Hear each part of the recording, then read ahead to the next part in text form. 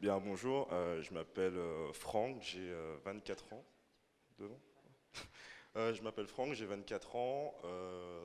Comme une bonne partie d'ici, je suis issu de l'école éthique et c'est avec beaucoup d'enthousiasme, même si on ne dirait pas, que je vais vous présenter ma startup Jaye, qui est une solution de distribution et de diffusion de contenus musicaux panafricains. Donc le projet a commencé à l'école avec deux associés que j'ai rencontrés du coup, lors de mon cursus scolaire, qui s'appellent Jean-Yves et Vali, qui sont également issus de la diaspora afro-caribéenne.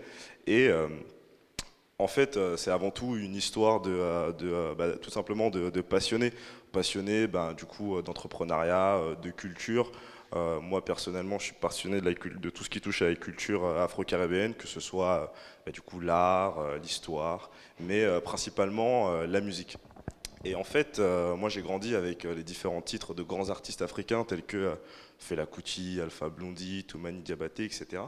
Et en grandissant avec mes potes Vali et Jean-Yves, on s'est tout simplement rendu compte que c'était très compliqué de trouver ce type de contenu en point de vente ou même sur Internet. Et pourtant, généralement, c'est de la musique et ça devrait l'être, mais en fait, non, c'est très compliqué. Il n'y avait pas vraiment de point de vente spécifique pour ce type de musique, et même sur Internet, la recherche était assez compliquée. Et on pensait vraiment être seul à avoir et à subir, entre guillemets, cette problématique, mais en fait, on s'est rendu compte qu'on était beaucoup. On était même 1 milliard à avoir cette problématique, et quand on parle d'1 milliard de personnes, je parle du continent africain, qui aujourd'hui cherche à écouter sa propre musique. On parle d'une population qui est jeune, qui ont accès à Internet, qui ont des smartphones, etc., mais qui n'ont pas accès malheureusement à la musique du coup locale. Et en creusant un peu, on a essayé d'identifier le vrai problème. Et en fait, c'est tout simplement parce que la musique afro-caribéenne est très peu mise en avant, mais c'est surtout parce que l'industrie musicale africaine en elle-même est très peu développée. Donc à partir du moment où il n'y a pas d'industrie, la musique en fait elle est tout simplement pas distribuée et du coup les Spotify, les Deezer, les Apple Music, quand on souhaite écouter de la musique africaine, on oublie tout simplement. Et, euh, et nous, on trouvait ça un petit peu fou, on trouvait ça un peu triste. Et du coup, face à cette frustration des utilisateurs, nous, on a souhaité apporter, entre guillemets, une solution avec trois mots-clés principaux. C'était tout simplement apporter d'abord de la clarté, entre guillemets, pour les artistes qui travaillaient avec nous et qui subissaient en fait le téléchargement illégal de leurs titres. De la satisfaction pour les utilisateurs qui, eux, souhaitaient écouter de la musique au jour le jour et kiffer tout simplement, et surtout de la joie. Donc de la joie pour les artistes qui créent cette musique et qui créent cette musique de manière, enfin, avec beaucoup de passion et beaucoup d'amour, et surtout de la joie également pour les utilisateurs qui, eux, du coup, souhaitent écouter de la musique au jour le jour et au quotidien. Et donc, Jaye, qui veut dire joie en langue Yoruba, qui est une langue africaine couramment parlée au Nigeria, tout simplement pour en fait répondre à cette mission. Donc Jaye aujourd'hui concrètement ça permet à des artistes de pouvoir être distribués, diffuser et surtout monétiser leur contenu sur Jaye et sur les autres plateformes de streaming. Et ça permet également aux utilisateurs d'enfin avoir accès à ce catalogue de musique panafricaine avec un accès simple, de manière illimitée, et leur permettre de découvrir du coup de nouveaux artistes, de nouveaux titres et surtout réécouter leur musique quand ils le souhaitent. Donc très rapidement, Jaye aujourd'hui c'est une communauté de plus de 50 000 personnes sur les réseaux sociaux, environ 15 000 abonnés, euh, utilisateurs inscrits, environ 1800 artistes référencés sur la plateforme avec leur contenu. On en a quasiment tous les jours qui entrent en base de données. On a commencé à Ethic, en tant que projet étudiant, avec une grosse équipe d'éthiciens, j'en vois quelques-uns ici, qui nous ont aidés à porter le projet dès le début. Et on a continué, aujourd'hui on est dans un incubateur, on a fait une première levée de fonds et on avance justement pour accompagner l'accélération qu'il faut gérer tout simplement. Et du coup, pour en revenir en fait à la thématique principale qui était celle du ciblage, au final c'est beaucoup plus profond que ça d'une certaine manière, c'est que Nous, le vrai sujet, c'était comment capter, cibler et exploiter un marché de niche en appliquant une stratégie, on va dire, de la longue traîne. Donc tout d'abord, il fallait identifier en fait l'industrie dans laquelle on se positionnait, qui était l'industrie musicale. Sauf que dans l'industrie musicale du marché de masse, il y avait déjà énormément d'acteurs qui étaient présents par rapport aux différentes actions qu'on proposait, notamment Universal, Warner et Sony qui proposaient de la distribution pour les artistes.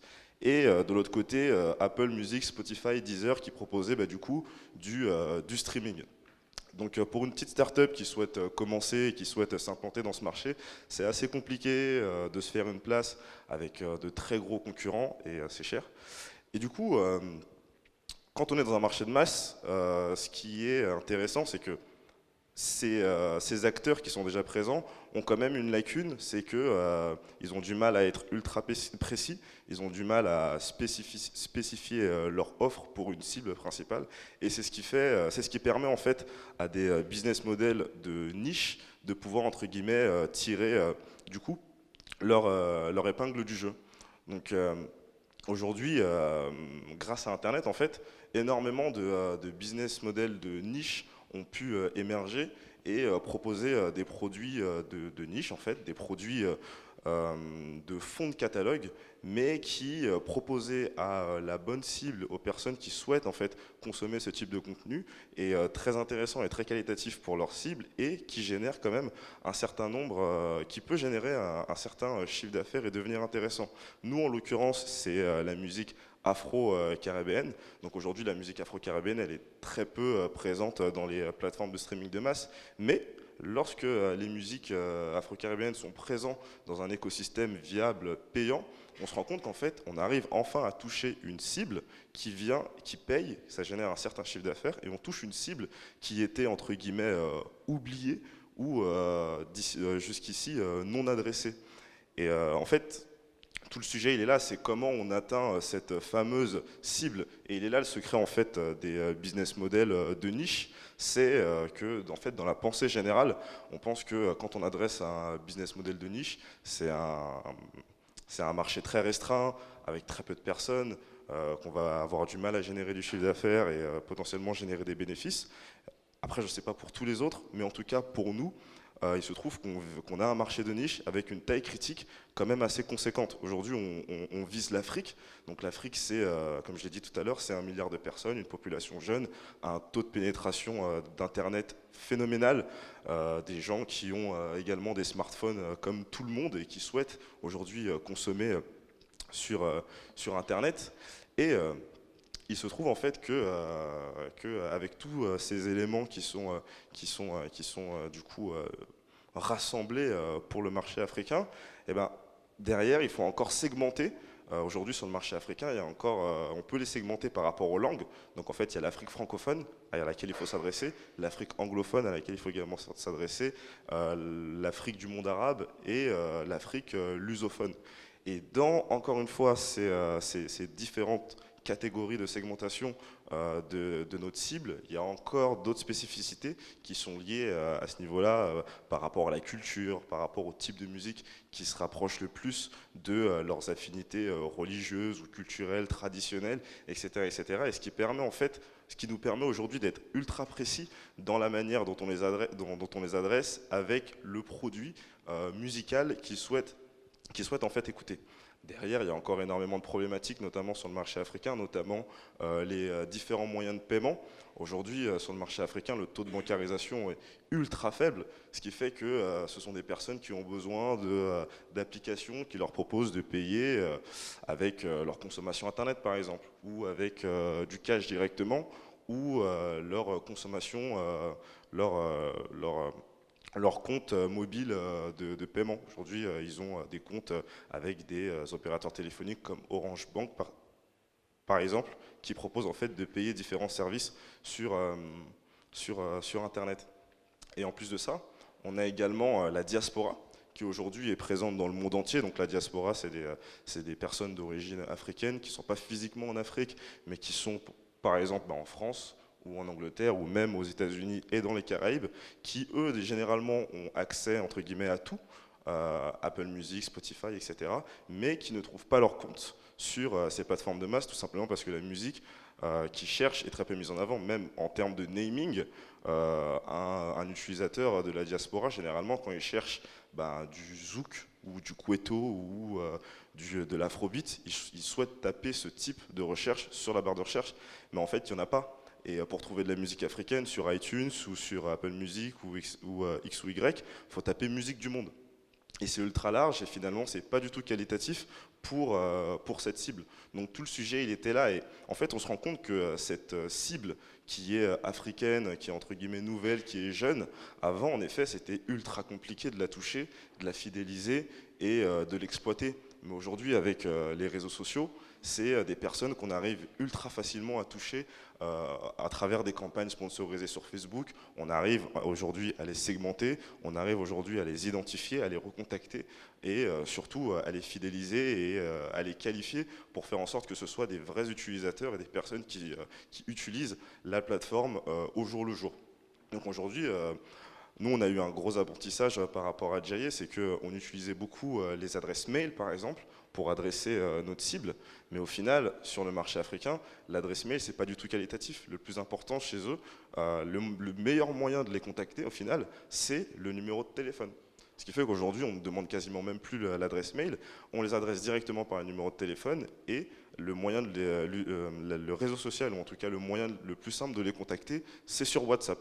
Aujourd'hui, WhatsApp, c'est impressionnant en Afrique, tout le monde utilise WhatsApp et c'est le réseau social principal pour ces gens-là, pour être connectés au monde entier. Donc aujourd'hui, WhatsApp, c'est le réseau social sur lequel on fait nos promotions, sur lequel on partage de la musique, sur lequel on partage des clips.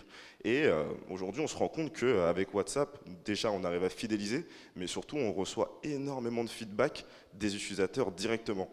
Quand il y a des nouveaux clips, quand il y a de nouveaux artistes à mettre en avant, quand il y a des bugs. Aujourd'hui, on se rend compte que voilà, ces personnes-là nous renvoient des screenshots de leur téléphone qui nous montrent que le site s'affiche bien ou non. Et surtout, on arrive aussi à découvrir de nouveaux artistes et devenir beaucoup plus pointu dans la manière dont on propose de la musique à cette cible, entre guillemets, oubliée, parce qu'en fait, on les adresse directement et de manière ultra simple, comme si on était leurs amis, tout simplement. Donc en gros, il est là le sujet, c'est que en tout cas pour nous, pour atteindre un marché de niche, c'est une fois qu'on a identifié l'industrie, le marché et le positionnement sur le positionnement, qu'on a identifié également les produits que l'on souhaite vendre, qu'on a atteint la cible et qu'on l'a segmenté de manière ultra fine et ultra qualitative pour la fidéliser. Et bah, du coup, l'intérêt après, l'intérêt c'est de la faire confiance, c'est de faire confiance au marché, c'est de faire confiance à la cible qui saura, elle, derrière, bah, du coup, choisir, trier et adopter le produit qui lui ressemble le plus et avec lequel elle sera beaucoup plus à l'aise pour l'accompagner dans sa consommation musicale au jour le jour.